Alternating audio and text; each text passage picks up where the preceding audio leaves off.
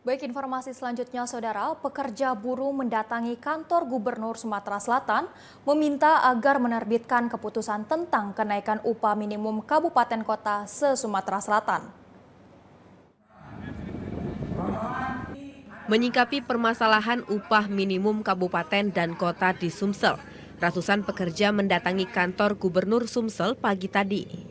Mereka meminta gubernur membatalkan surat keputusan tentang upah minimum kabupaten dan kota se-Sumsel, serta menertibkan keputusan tentang kenaikan UMK se-Sumsel, dan menolak revisi Undang-Undang Nomor 12 Tahun 2011 tentang pembentukan peraturan perundang-undangan.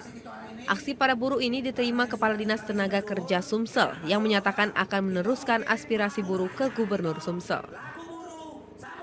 UMP itu nggak diadakan, yang dituntut kan UMK ya. UMK itu upah minimum kabupaten. Itu prosesnya itu diproses oleh Dewan Pengupahan Kabupaten, direkomendasi oleh Bupati dan Wali Kota ke Gubernur. Gubernur menerbitkan SK-nya sesuai keputusan undang-undang ya. Nah itu digugat oleh teman-teman pekerja. Hari ini sedang proses di Pengadilan Tata Usaha Negara. Jadi kita tunggu saja hasil keputusan itu. Apakah permohonannya dikabulkan atau ditolak kan?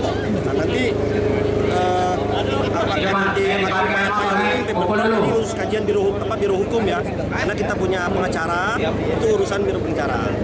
Tapi yang jelas Pak Gubernur selalu berpihak kepada para pekerja. Para buruh melakukan gugatan ke Pengadilan Tata Usaha Negara terkait tidak adanya kenaikan UMK di 5 kabupaten kota se-Sumsel.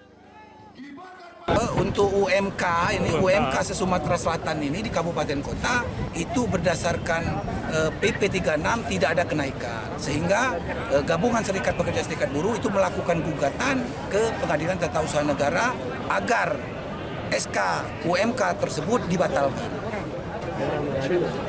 5 kabupaten kota itu Palembang, Musi Banyuasin, Muara Enim, Musirawas, kemudian Oku Timur.